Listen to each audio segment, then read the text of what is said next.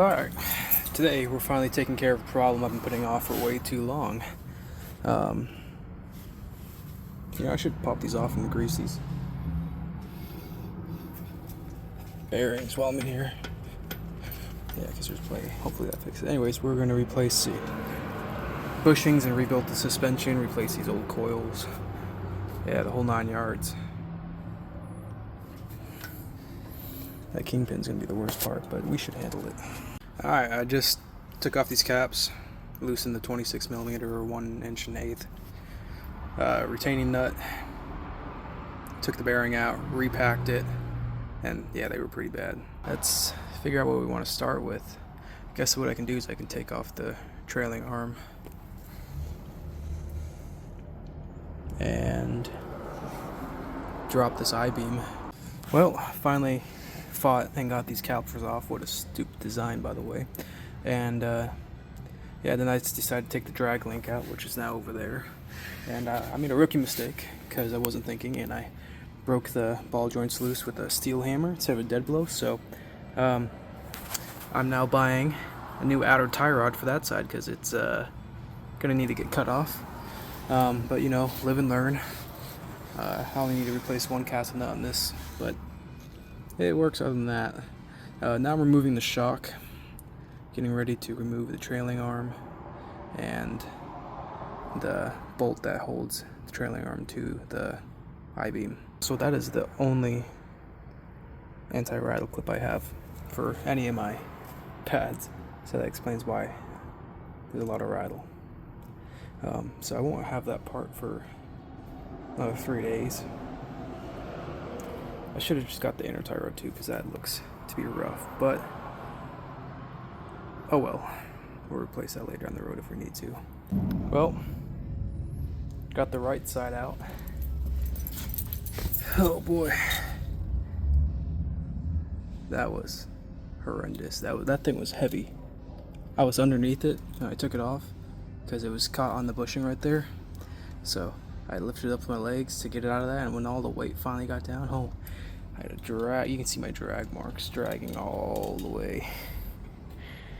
Oh geez, it was heavy. Step 1, throw out your back. Step 2, never back down. Gross.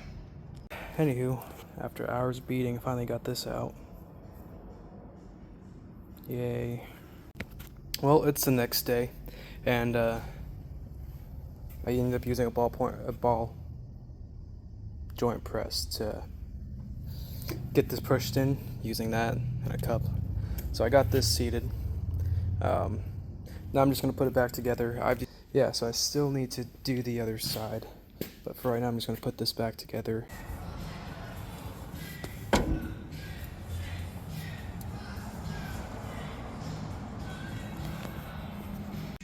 I'm going to work on cleaning up this tie rod assembly.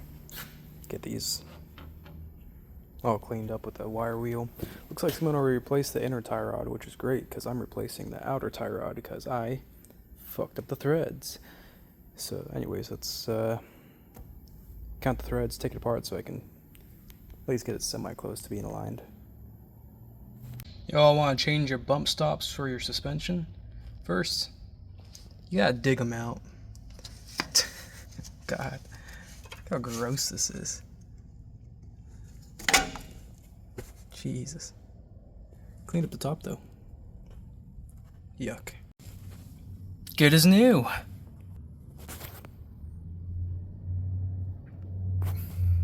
And after about 10 hours of work, because for some reason I was slow at doing that other side, I got the suspension fully rebuilt. New bushings, new coils. I put shocks on a few months ago. It's a new inner tie rod from before I bought it. I put the drag link, focus. I put the drag link on there, and I'm waiting for the outer tie rod to come in tomorrow. And I've got to save up some money. It's gonna be about $600, but I'm gonna you do full complete brake job and replaced the kingpins. So yeah, next project is going to be part 2 of the suspension project, and also brakes. So it's going to have new calipers, new hub assembly with a new rotor, inner and outer bearings, the kingpins, and hoses, along with pads, obviously.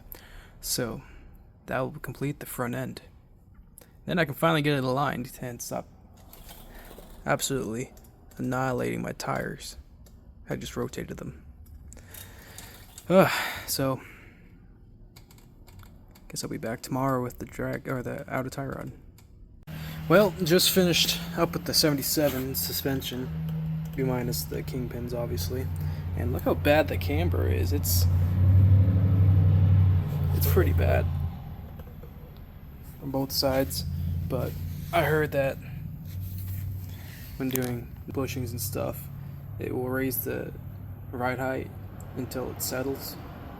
So hopefully it settles a lot, because my camber is kind of bad and there's no way to adjust these because they're twin I-beams and they're machined for ride height, so there is no adjustments for camber / caster. So hopefully it settles a lot.